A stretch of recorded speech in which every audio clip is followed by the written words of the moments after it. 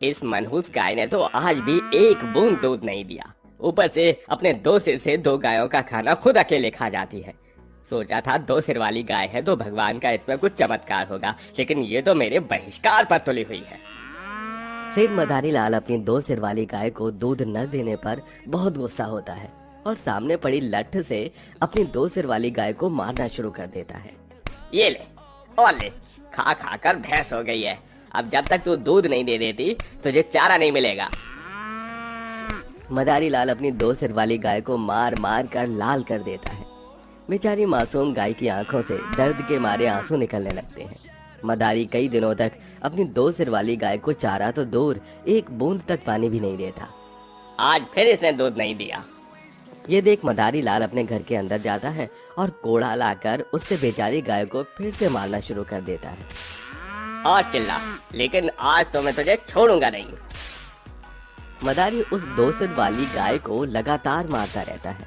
तभी अचानक मदारी की नजर उसके घर के बाहर से गुजर रहे माधव और उसके परिवार पर पड़ती है। माधव भी मदारी की तरह गाय पालकर उसका दूध बेचता था, लेकिन आज सुबह ही माधव की गाय ने अपनी आखिरी सांस ली। माधव का पूरा परिवार अपनी प्यारी सी गाय का अंतिम संस्कार कर भरी आंखों के साथ घर लौट रहा था। तभी माधव, तुम्हारी गाय के बारे में सुनकर बहुत दुख हुआ। अगर तुम चाहो तो मैं तुम्हें अपनी एक गाय बेच सकता हूँ। तुम मेरी ये दो सिर वाली गाय ले लो। लेकिन इस गाय की हालत तो काफी खराब लग रही है। इसे तो बहुत चोट भी लगी है। मैंने तो ये तक सुना है कि ये दूध नहीं देती। अरे ये सब अफवाह है। वैसे तो इसकी कीमत 25,000 रुपए है, लेकिन मैं तुम्हें सिर्फ 10,000 में दे दूंगा। हाँ अच्छा, अब मैं आपको कल तक इसके बारे में बताता हूँ। मदारी का प्रस्ताव सुन माधव घर आ जाता है और इस बारे में सोचने लगता है। बाबा, आप क्यों सोच रहे हैं इस बारे में? आप उस गाय को ले आइए ना। आपने देखा नहीं मदारी सेठ उस गाय को कितना मारता है। बच्चे ठीक कह रहे हैं। आज नहीं तो कल वो गाय दूध देना शुरू कर देगी। हम थोड़ा इंतजार कर लेंगे, लेकिन उस गाय की ऐसी हालत मुझसे देखी नहीं गई। उस दो सिर वाली गाय की हालत देखकर और अपने परिवार की बात सुनकर माधव 10,000 रुपए देकर उस दो सिर वाली गाय को अपने घर ले आता है। अच्छा हुआ मेरी जान छूटी। अब तो इन पैसों से मैं एक नई गाय लेकर आऊंगा जो मुझे ढेर सारा दूध देगी। उस मदारी ने बेचारी गाय को कितनी बेरहमी से मारा है। भगवान उसे उसके किए की सजा जरूर देगा। हमारी प्यारी गाय, अब तुम फिक्र मत करो। यहाँ तुम्हें कोई नहीं मारेगा। हम सब तुमसे बहुत प्यार करेंगे। तुम देखना, तुम कितनी जल्दी ठीक हो जाओगी। पूरा परिवार मिलकर उस दो सिर वाली गाय के जख्मों पर मरहम लगाकर उसकी पट्टी कर देता है और उसके सही होने तक सभी लोग उसका काफी अच्छे से ध्यान रखते हैं, जिसके चलते एक हफ्ते में ही वो गाय अब पूरी तरह से ठीक हो जाती है। प्यारी गाय, अब तो तुम बिल्कुल ठीक हो चुकी हो। अब तो तुम हमारी पुराने वाली गाय की तरह हमें दूध दोगी ना, ताकि बाबा उस दूध को बेचकर पैसे कमा सके। शाम की बात सुन दो सिर वाली गाय अपनी पूंछ हिलाने लगती है और ऐसे ही अगली सुबह हो जाती है। सुबह होने के बाद माधव और राधा जैसे ही अपनी दो सिर वाली गाय को चारा खिलाने के लिए आते हैं तो देखते हैं कि उनके आगे गायें ढेर सारा दूध दे रही हैं, जिसे देख माधव और राधा बहुत खुश हो जाते हैं। मैं कहती थी ना जी कि हमारी गाय जरूर दूध देगी। हे कृष्ण भगवान, तेरा बहुत बहुत शुक्रिया। माधव राधा जल्दी से बाल्टी में अपने दो सिर वाली गाय का दूध पकड़कर अब दोनों पति पत्नी गांव भर में दूध बेचने के लिए निकल जाते हैं। दो सिर वाली गाय का दूध गांव में मौजूद हर किसी को पसंद आता है, जिसके चलते अब हर कोई सेठ मदारी लाल से दूध लेना छोड़कर राधा माधव से दूध लेना शुरू कर देता है, जिससे माधव और राधा को फायदा होता है, वहीं सेठ मदारी लाल को नुकसान। जब तक ये दो सिर वाली गाय मेरे पास थी तब तक तो इसने दूध नहीं दिया, और अब देखो कैसे बाल्टी भर भर के दूध दे रही है। पता नहीं इस दो सिर वाली गाय के दूध में ऐसा क्या है जो लोग मेरी गायों का दूध छोड़कर इसका दूध खरीद रहे हैं। मदारी लाल अपनी तिजोरी से 10,000 रुपए निकालता है और माधव के पास अपने दो सिर वाली गाय को वापस खरीदने के लिए जाता है। लेकिन सेठ जी, ये गाय ही आप हमारी रोजी रोटी का सहारा है। मैं अब इस गाय को नहीं बेच सकता। सोच ले माधव, मैं तुझे 10,000 रुपए दे सकता हूँ। हाँ, इसमें सोचने की बात नहीं है सेठ जी, मैं इस गाय को नहीं बेचूंगा। माधव को गाय बेचने से मना करता देख मदारी माधव से अब इतनी नफरत करता है कि वो चुपके से 2 सिर वाली गाय के चेहरे में दवाई मिला देता है। वो गाय जैसे ही उस दवाई को खाती है तो काफी बेकार दूध देना शुरू करती है, जिसके चलते लोग जैसे ही माधव का राधा से दूध खरीदते थे तो उनका दूध जल्दी फट जाता था। ये कैसा दूध बेच रहे हो तुम दोनों? जैसे ही सुबह दूध लिया वैसे ही फौरन फट गया। अब से हम तुमसे दूध नहीं लेंगे, कल से हम भी दूध नहीं लेंगे। सारे लोग माधव राधा से दूध लेने से मना कर देते हैं, जिसके चलते उन्हें नुकसान होने लगता है। ये सब देख सेठ मदारी मन में बहुत खुश होता है। सुनिए, 3 महीनों से बच्चों की स्कूल की फीस जमा नहीं की है। अगर 1 हफ्ते के अंदर फीस जमा नहीं की तो वो लोग बच्चों को स्कूल से निकाल देंगे। निकालेंगे नहीं तो क्या करेंगे? इतने दिनों से काम ढूंढ रहा हूँ लेकिन कहीं पर भी काम नहीं मिला। ऊपर से न जाने हमारी गाय को क्या हो गया है, कैसा दूध दे रही है, मुझे कुछ समझ में नहीं आ रहा क्या होगा। अपने गाय के दूध न सही देने की वजह से पूरे परिवार को अब इतना नुकसान होता है कि उन सबको रूखी सूखी खाकर ही अपने गुजारा करना होता है। माँ, हम कब तक क्यों रूखा सूखा खाएंगे? अच्छी सब्जी खाए हुए कितना वक्त हो गया है। श्याम बेटा, जब भगवान ने ही हमारी किस्मत में रूखी सूखी लिखी हो तो भला हम क्या कर सकते हैं। तुम खाना खाओ, मैं जब तक गाय को चारा खिलाकर आती हूँ। इतनी परेशानी के बाद भी सारा परिवार उस गाय को घर से बाहर निकालने के बजाय आसपास से चारा इकट्ठा करके अपनी 2 सिर वाली गाय को खिलाते हैं और उसका काफी अच्छे से ध्यान रखते हैं। लेकिन बीतते दिनों के साथ साथ अब उनके हालात और खराब होने लगते हैं। अरे भाई देख माधव, आखिरी बार तुझे बस 2 हफ्ते की मोहलत दे रहा हूँ। अगर मेरा किराया नहीं दिया तो तुम लोगों को घर खाली करना होगा। पैसे न होने की वजह से अब पूरे परिवार के सिर के ऊपर से छत छीनने की नौबत आ चुकी थी। बस बहुत हुआ। अरे मैं हार चुका हूँ।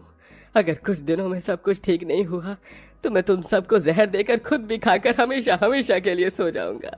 हे भगवान, ये आप कैसे अनाप शनाप बातें कर रहे हैं? हिम्मत रखिए, भगवान सब ठीक करेंगे। अगर उसको ठीक करना होता तो वो कब का कर देता। माधव को इतना परेशान होता देख और उसके परिवार की ऐसी हालत को देख उसकी 2 सिर वाली गाय सब कुछ देख रही होती है। सारा परिवार आज भी भूखे पेट सोया होता है, लेकिन माधव को नींद नहीं आती। माधव बार बार करवट बदल रहा होता है कि तभी अचानक उसे अपने आंगन में कुछ गिरने की आवाज आती है। अरे ये आवाज कैसी? कोई चोर तो नहीं है?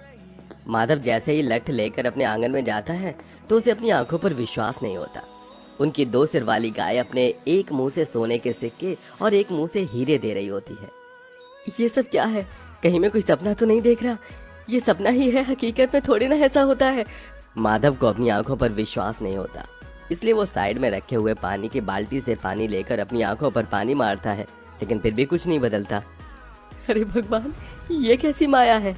माधव, ये माया नहीं बल्कि ये तो जादू है। हम 2 सर वाली जादुई गाय हैं। ये क्या? अरे ये तो बोल भी रही है।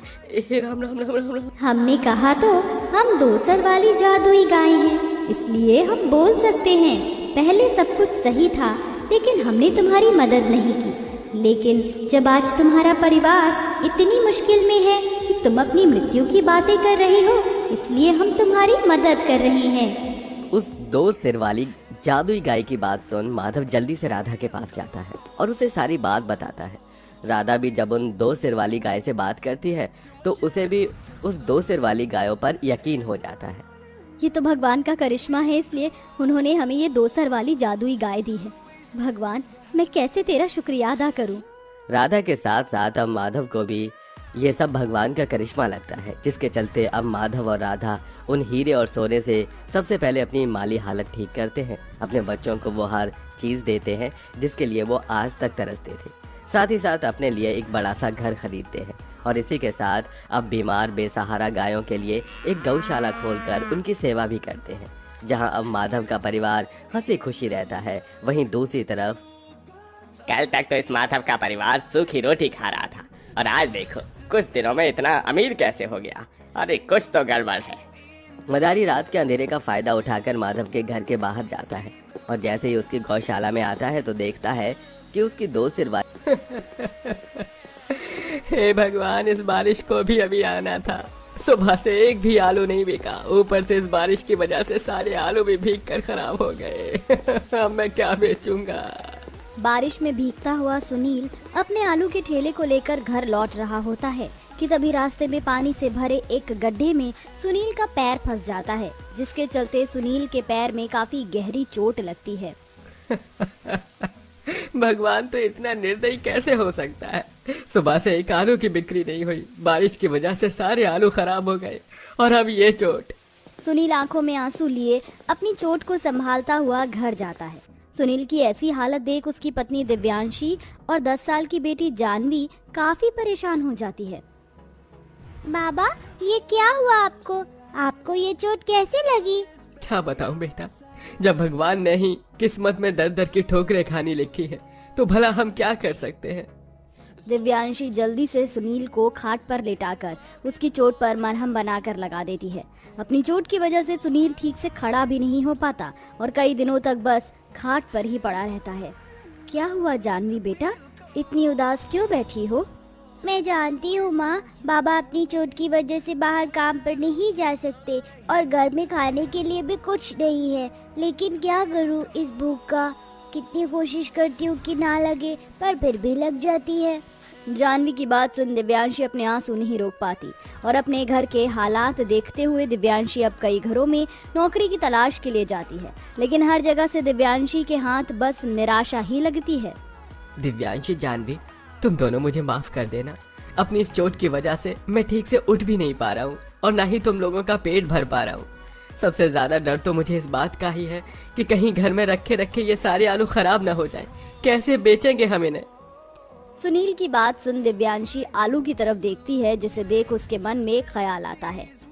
अगर बाजार में हम सिर्फ आलू बेचने के लिए जाएंगे तो महंगाई की वजह से ज्यादा बिक्री नहीं होगी, और अगर आलू बारिश में भीग गए तो हमारा बहुत नुकसान होगा। इसलिए मैं सोच रही थी क्यों ना हम इन आलू के समोसे बनाकर बेचें। बारिश का भी मौसम है और लोगों को तो बारिश के मौसम में पकौड़े समोसे खाना काफी पसंद होता है। आप ठीक कह रही हो माँ, मेरे स्कूल के बाहर भी एक अंकल रोज समोसे कचौड़ी का ठेला लगाते हैं। हमारे स्कूल के सभी टीचर और बच्चे उनसे हर रोज समोसे कचौड़ी लेकर खाते हैं। माँ, इसमें मैं भी आपकी मदद करूँगी। दिव्यांशी का आइडिया सुनील को भी काफी पसंद आता है, जिसके बाद दिव्यांशी अपने पैरों में पड़ी चांदी की पायल को ले जाकर सुनार की दुकान पर गिरवी रख उससे मिलने वाले पैसों से समोसे और साथ में चाय बनाने का सारा सामान ले आती है और अगले ही दिन अपनी बेटी के साथ ठेले पर चाय समोसा बनाने का सारा सामान रख बाजार चली जाती है। चाय ले लो, चाय गर्मा गर्म अदरक इलायची वाली चाय ले लो। आइए आइए और बारिश के मौसम में गर्मा गर्म चटपटे समोसे खाइए। एक समोसा सिर्फ 5 रुपए का। समोसा और एक कप चाय लगाना। ये लीजिए आपके 2 समोसे और चाय। जहां माँ समोसे और चाय बनाने का काम करती, वहीं बेटी चाय समोसे के ठेले पर आ रहे लोगों को चाय समोसे सर्व करती। ऐसे ही कुछ दिन गुजर जाते हैं और दोनों माँ बेटी की बारिश के मौसम में चाय समोसे बेचकर काफी अच्छी कमाई होने लगती है। भगवान का लाख लाख शुक्र है कि जितना सोचा था उससे अच्छी कमाई हो रही है। चाय समोसे के काम से अगर भगवान ने चाहा तो जल्दी हमारी किस्मत बदल जाएगी। दोनों माँ बेटी चाय समोसे बेचते हुए आपस में बात कर रही होती हैं कि तभी अचानक मौसम का रुख बदलता है और आसमान में काले घने बादल छा जाते हैं। इसी के साथ तेज हवाएं भी चलने लगती हैं। माँ, लगता है बहुत जोरों की बारिश होने वाली है। बेटा, मैंने ठेले के नीचे एक तिरपाल रखा है, जल्दी से दे वरना बारिश में भीगकर सारी चाय और समोसे खराब हो जाएंगे। दिव्यांशी जल्दी से अपने चाय समोसे के ठेले पर तिरपाल बांध देती है और थोड़ी देर में घमासान बारिश शुरू हो जाती है। मुझे तो डर लग रहा है, चलो ना घर चलते हैं। दोनों माँ बेटी अपने चाय समोसे का ठेला लेकर घर की तरफ जा रही होती हैं कि तभी बारिश इतनी तेज बढ़ जाती है कि उनका तिरपाल भी बारिश रोक नहीं पाता, जिसके चलते अब सारा बारिश का पानी उनके समोसे और चाय पर आ गिरता है और देखते ही देखते सब कुछ खराब हो जाता है। हे भगवान, ये क्या हो गया? आज तो ठीक से बिक्री भी नहीं हुई थी और सारी चाय समोसे बर्बाद हो गए। दिव्यांशी जानवी आंखों में आंसू लिए जैसे तैसे करके घर पहुंचती हैं और अगले दिन चाय समोसे बेचने के लिए फिर से निकलती हैं, लेकिन इस बार बारिश से उनकी चाय और समोसे खराब ना हो इसलिए वो ठेले के चारों तरफ अच्छे से पन्नी बांध देती हैं। हे भगवान, कल तो इतना नुकसान हो गया, लेकिन आज कुछ नुकसान ना हो। दोनों माँ बेटी डर डर के चाय समोसे बेच रही होती हैं कि तभी बारिश के साथ इतनी तेज आंधी आती है कि दोनों माँ बेटी अपने समोसे और चाय का ठेला नहीं संभाल पाती, जिसके चलते उनका ठेला हवा से अपने आप आगे बढ़ने लगता है और एक खंबे से टकराकर टूट जाता है। अब हम लोग क्या करें? अब हम कैसे चाय समोसे बेचेंगे? अपना ठेला टूट जाने की वजह से अब दोनों माँ बेटी चाय समोसे नहीं बेच पाती, जिसके चलते अब धीरे धीरे उनके घर में खाने की कमी होने लगती है। ऐसे ही एक दिन दिव्यांशी अपने आंगन में झाड़ू लगा रही होती है कि तभी उसकी नजर एक औरत पड़ जाती है जो अपने सर पर टोकरी रखकर घूमकर जामुन बेच रही होती है। ये देख दिव्यांशी बचे कुछ पैसों से जल्दी से मार्केट से 2 बड़ी टोकरी लाती है, जिसमें एक टोकरी के अंदर समोसे और एक टोकरी के अंदर चाय का सामान रख दोनों माँ बेटी फिर से चाय समोसे बेचने के लिए निकल जाती हैं। बारिश से हमने अपनी चाय और समोसे तो बचा लिए, लेकिन खुद पूरा भीग गए। कहीं हम बीमार न पड़ जाएं। जहां सभी मर्द बारिश की वजह से अपनी दुकान बंद और काम छोड़ घर में आराम कर रहे होते हैं, वहीं ये दोनों माँ बेटी अपने परिवार का पेट पालने के लिए बारिश में भीग भीग कर चाय समोसे बेचती हैं। लेकिन ज्यादा भीगने की वजह से जानवी की तबीयत खराब हो जाती है। आचू, आचू, आचू। हे भगवान, बेटा तुझे तो बहुत तेज बुखार है। ऐसी हालत में तुझे अकेला छोड़कर मैं कैसे जाऊं? मैं ठीक हूँ माँ, और बाबा भी तो मेरे साथ है। आप जाओ, मेरी फिक्र मत करो। अब जब जानवी बीमार होती है तो दिव्यांशी खुद अकेले चाय समोसे बेचती है, वहीं जब दिव्यांशी बीमार होती तो जानवी अकेले जाकर चाय समोसे बेचती। और ऐसे ही कई दिन गुजर जाते हैं। जानवी चाय समोसे बेच रही होती कि तभी उसकी नजर एक रेलवे स्टेशन पर जाती है, जहाँ काफी सारे लोग होते हैं। इतनी भीड़ देख जानवी दौड़ते दौड़ते अपनी माँ के पास जाती है। माँ, रेलवे और बस स्टैंड पर लोगों की काफी भीड़ है, तो क्यों ना हम लोग वहाँ पर अपने चाय समोसे बेचे, और हम तो वहाँ बारिश में भी नहीं भीगेंगे। जानवी की बात सुन दिव्यांशी बहुत खुश होती है, जिसके बाद अब दोनों माँ बेटी अगले दिन से सड़कों पर घूम घूम कर चाय समोसे बेचने की बजाय रेलवे स्टेशन और बस स्टैंड पर चाय समोसे बेचती हैं, और उनकी ये तरकीब काम भी आती है। सभी लोगों को उनके समोसे और चाय काफी पसंद आते हैं। बहन जी, गर्मा गर्म समोसे और 5 गिलास चाय पैक कर दीजिए। अरे मुझे भी 3 समोसे और 3 गिलास चाय दे दीजिए, और हाँ, साथ में वो तली हुई हरी मिर्च भी जरूर देना।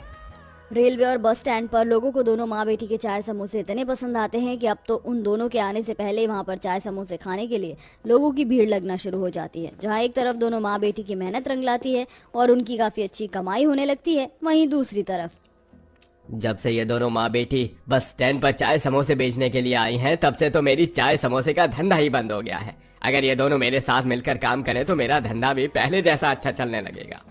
बस स्टैंड पर बड़ी सी दुकान में चाय समोसे बेचने वाला पुरोहित अपने लालच के चलते उन दोनों माँ बेटी के पास जाता है और अपना प्रस्ताव उनके सामने रखता है, जिसे सुन नहीं साहब, हम दोनों माँ बेटी ऐसे ही अकेले चाय समोसे बेचकर खुश हैं।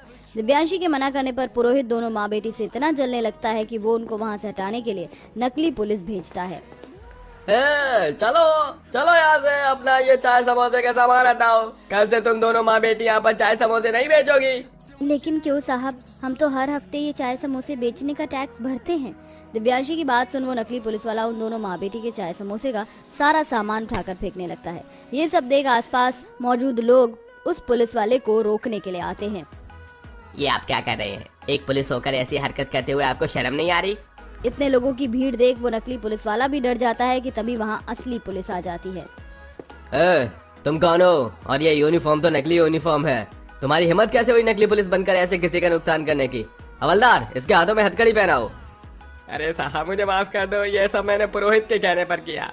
उस नकली पुलिस की बात सुन असली पुलिस वाले पुरोहित को पकड़ने लगते हैं कि तभी नहीं साहब, रुक जाइए। अगर इनकी जगह मैं होती तो शायद मैं भी यही करती। कौन चाहेगा कि उसके काम का नुकसान हो? इन्हें माफ कर दीजिए। मुझे माफ कर दीजिए, अपने लालच के चक्कर में मुझसे बहुत बड़ी गलती हो गई। पुरोहित को अपनी गलती का एहसास हो जाने की वजह से दिव्यांशी उसे माफ कर देती है, जिसके बाद अब दोनों माँ बेटी पहले की तरह ही रेलवे स्टेशन और बस स्टैंड पर चाय समोसे बेचती हैं। कुछ दिनों में दोनों माँ बेटी बस स्टैंड पर अपनी चाय समोसे की दुकान खोल लेती हैं, जहां एक तरफ रेलवे स्टेशन की दुकान को जानवी संभालती, वहीं बस स्टैंड की दुकान को अब सुनील संभालता है। और दोनों माता पिता इसी काम को आगे बढ़ाते हुए अपनी बेटी को पढ़ाते हैं और एक अच्छी जिंदगी जीते हैं।